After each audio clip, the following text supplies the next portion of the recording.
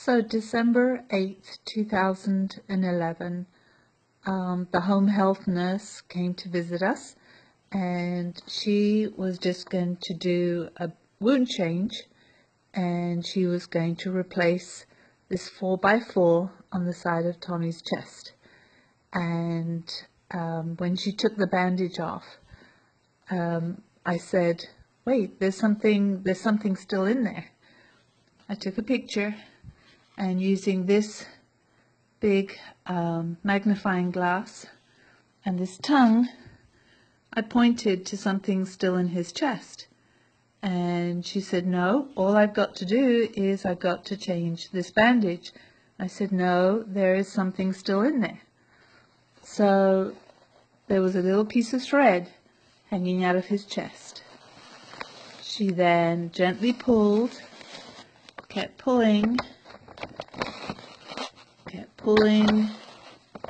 and kept pulling, and kept pulling, and kept pulling, and pulling, even more so. And poor Tommy was sitting on a stool, and all this came out of his chest that had been left in there for 8 days, undocumented.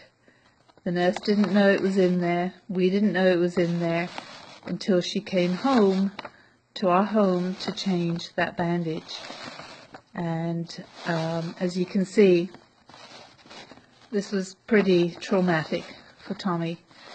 And it keeps coming out, and it is actually 12 foot of surgical gauze that had been left in his chest to rot. And that evening, his leg gave way and his head went straight through a wall.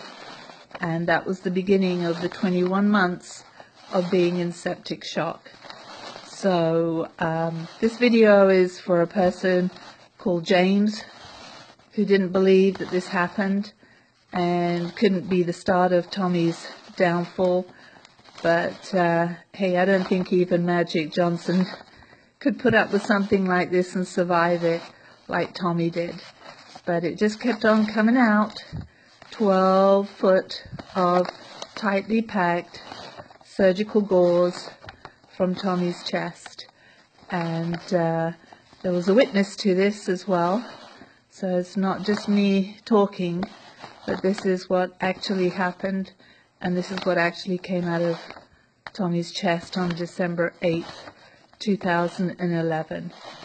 And that evening, it was the beginning of 21 months of septic shock. And as you can see, there's still more and more coming out. And that's 12 foot of gauze.